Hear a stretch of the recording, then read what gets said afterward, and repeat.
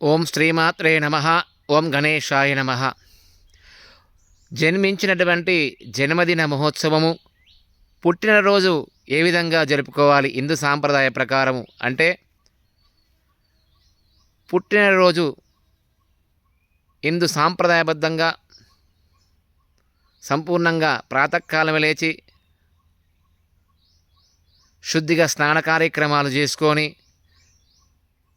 పూజ గది యందు దీపారాధన చేసి తల్లిదండ్రులకు నమస్కారం చేసుకొని దేవాలయాన్ని దర్శించి జన్మదిన మహోత్సవ వేడుకలు శాస్త్రోక్తంగా హిందూ సాంప్రదాయబద్ధంగా చేసుకోవాలి.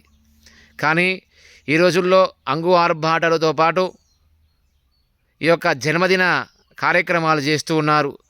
రోడ్లపైనే కేక్ కటింగు, పాల ప్యాకెట్లతో రోడ్లపైన చిందులు వేస్తూ జన్మదిన కార్యక్రమాలు చేస్తున్నారు.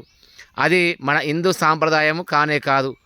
దయచేసి జన్మదిన మహోత్సవానికి చేసుకోవాల్సినటువంటి హిందూ సాంప్రదాయబద్ధంగా దీపారాధన చేయడము హిందూ సాంప్రదాయము. కానీ కేక్ కట్ చేసి వెలిగించినటువంటి జ్యోతులను ఆర్పేయడము హిందూ సాంప్రదాయం కాదు. కాబట్టి జన్మదిన కార్యక్రమాలన్నీ కూడా సంపూర్ణంగా దేవాలయం దర్శనం చేసుకోవడము, మనకు జన్మనిచ్చినటువంటి తల్లిదండ్రులకు పాదాలకు నమస్కారం చేసుకోవడము,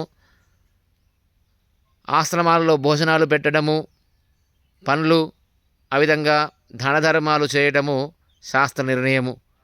కాబట్టి అందరూ కూడా దేవాలయానికి వెళ్ళి దర్శనం చేసుకుని అర్చన కార్యక్రమాలు నిర్వహించుకోవాలి.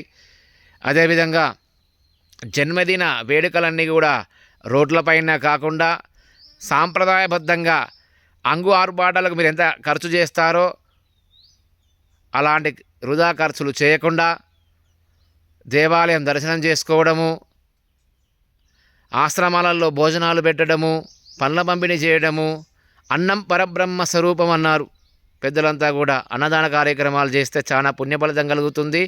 జన్మదిన వేడుకలు శాస్త్రోక్తంగా నిర్వహించుకొని దీర్ఘాయుష్యంగా ఉండాలని చెప్పి కోరుకుంటూ ఉన్నాం.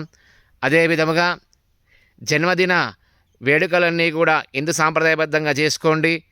అంగు ఆర్భాటాలకే కాకుండా మన సనాతన హిందూ ఆచారాన్ని శాస్త్రోక్తంగా పాటించాలి.